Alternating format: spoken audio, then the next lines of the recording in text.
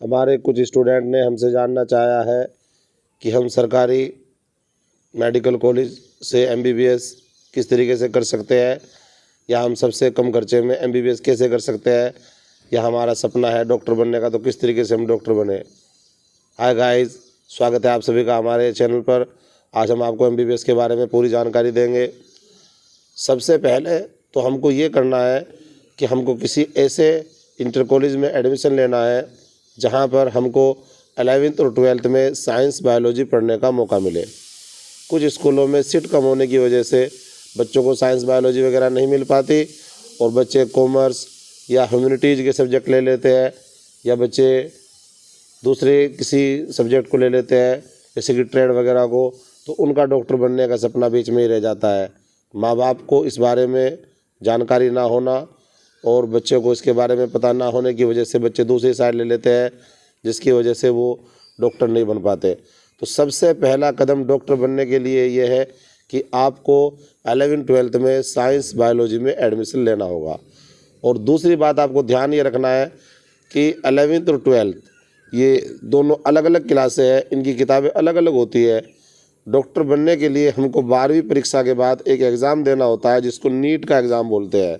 जी हाँ, मेडिकल कॉलेजों में एडमिशन लेने के लिए नीट का एग्ज़ाम देना होता है और उसका जो सिलेबस है वो 11वीं और 12वीं दोनों साल की फिजिक्स, केमिस्ट्री, बायोलॉजी को मिलाकर उसमें से हमारा पेपर होता है। 720 नंबर का पेपर है, यानी 180 क्वेश्चन, 180 सवाल वहाँ पर पूछे जाते हैं। 45 सवाल फिजिक्स यानी भौतिक विज्ञान से, 45 सवाल हमारे होते हैं केमिस्ट्री यानी रसायन विज्ञान से, और 45 क्वेश्चन हमारे होते हैं जूलॉजी यानी जंतु विज्ञान से, और 45 सवाल होते हैं हमारे बॉटनी यानी वनस्पति विज्ञान से। कुल मिलाकर 180 प्रश्न पूछे जाते हैं और एक प्रश्न 4 अंक का होता है। 720 अंक टोटल होते हैं। 720 अंक में से अगर हमारे 650 से ज़्यादा नंबर आ रहे हैं, 650 से अधिक नंबर अगर हम हासिल कर पा रहे हैं, तो हमको एमबीबीएस करने का मौका मिलेगा सरकारी कॉलेज से। तो सबसे पहले दूसरा कदम हमने आपको क्या बताया है कि 11वीं कक्षा को भी आपको अच्छी तरीके से पढ़ना है। आजकल छात्रों में ये क्रेज हो गया है कि 11वीं छोड़ दीजिए, हम तो 12वीं में आज बोर्ड के पे एग्ज़ाम देंगे, तो उसमें बहुत परेशानी उठानी पड़ती है। और कुछ कॉलेजों में, कुछ इंटर कॉलेज में ये भी होता है कि वो लोग 11वीं में 12वीं की ही किताबें पढ़ाते हैं कि बच्चे को बोर्ड की परीक्षा में अच्छे नंबर लाने का एक मौका मिले, मगर ये बिल्कुल सरासर गलत है। आप नीट की परीक्षा का आधा सिलेबस छोड़ देते हैं। तो बेहतर ये है कि आप अच्छे कॉलेज से 11th 12th साइंस बायोलॉजी के साथ कीजिए। तीसरा कदम आपको ये करना है कि आपको बाज़ार से या मार्केट से या गूगल से, आप नेट से पिछले 10 सालों के पेपर लीजिए नीट के, और देखिए कि किस तरीके के क्वेश्चन वहाँ पे पूछे जाते हैं, क्वेश्चन की प्रकृति किस तरीके से है। तो आप देखेंगे कि सभी क्वेश्चन ऑब्जेक्टिव टाइप है, और NCERT को अगर आप अच्छे से कवर करते हैं तो आप पूरे नीट के सिलेबस को कवर कर सकते हैं। तो इसके लिए आपकी जो वर्कबुक है, जो आपकी किताबें हैं स्कूल में पढ़ रहे हैं आप, जो रेफरेंस बुक आपको लगाई गई है फिजिक्स, केमिस्ट्री, जूलॉजी, बॉटनी की, तो किसी भी चैप्टर के पूरा होने के बाद में ऑब्जेक्टिव टाइप यानी बहुविकल्पीय क्वेश्चन होते हैं। तो आप हर बुक के हर चैप्टर के लास्ट में जितने भी क्वेश्चन दिए गए हैं उन सबको अच्छी तरीके से करिए, धीरे धीरे कीजिए और शॉर्ट्स नोट्स बनाते हुए चलिए। हर हफ्ते बाद आप उन शॉर्ट नोट को रिवाइज़ कीजिए, तो धीरे धीरे आप देखेंगे कि 2 साल में आपका बहुत अच्छे से हो गया है।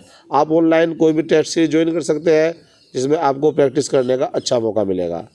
जी हाँ, तो इंटर करने के बाद जब आप नीट का एग्ज़ाम देंगे तो यहाँ पर 2 बात आती है कि 120 अंक अगर आपके आते हैं तो आप नीट के लिए क्वालिफाई कर जाते हैं। प्राइवेट कॉलेज में जहाँ पर फीस लगभग 50 लाख रुपए से अधिक होती है, एमबीबीएस की पूरे 4-5 साल होगी, आप एडमिशन ले सकते हैं, मगर इतना पैसा हमारे पास नहीं होता है अक्सर, तो हमें लेना है सरकारी सीट पर एडमिशन। तो जहाँ पर एडमिशन मिलेगा 720 अंकों में से अगर आपके 650 प्लस अंक है तो आपको सरकारी एमबीबीएस में एडमिशन मिलेगा। जी हाँ, आप नेट से सर्च कर सकते हैं कि हिंदुस्तान में सबसे सस्ती सरकारी मेडिकल कॉलेज की फ़ीस क्या है, तो आपको मालूम होगा कि मौलाना आज़ाद मेडिकल कॉलेज दिल्ली की 1 साल की फ़ीस लगभग 420 रुपये है, और all India medical institute of science AIIMS जिसको बोलते हैं दिल्ली, जो हिंदुस्तान का क्या पूरी एशिया में नंबर 1 मेडिकल कॉलेज माना जाता है।